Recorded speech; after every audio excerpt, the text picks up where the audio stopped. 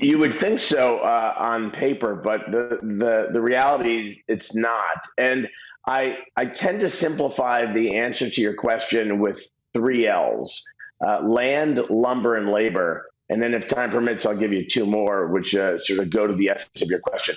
Land prices have risen steadily, basically because the reason you mentioned, which is land that is zoned and permitted and allowed for residential home construction is very limited.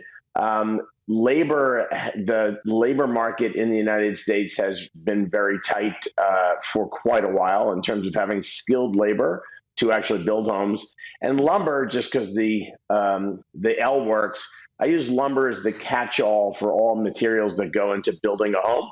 It's not just wood, it's a lot of things.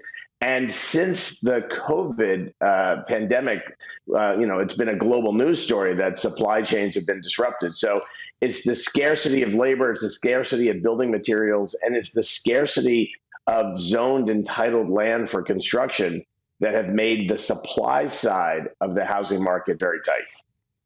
And on the other side, the demand side has remained very strong. Now, when interest rates were very low, almost zero for an extended period, buying a property was comparatively cheap and people could take on a great deal of debt.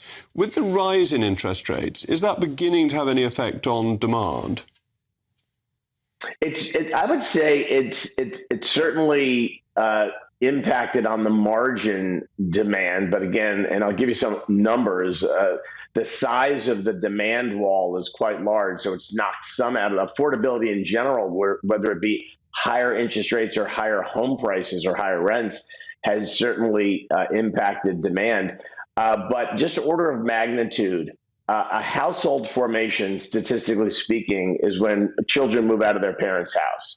If you compare aggregate household formations since the financial crisis to the new additions of supply of homes, whether they be homes for rent or homes for sale, like apartments or single-family homes, if you compare them, there's roughly 3 to 5, depending on how you count it, million households that have been formed for which we haven't added new supply.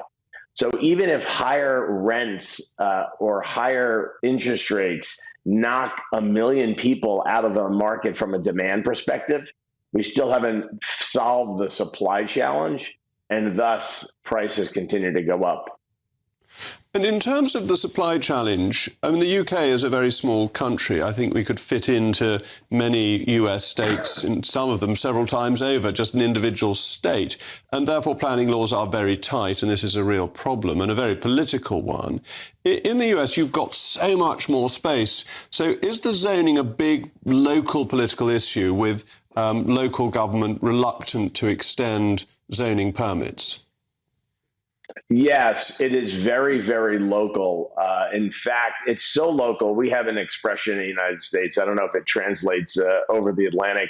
NIMBY is the acronym, but it stands for not in my backyard.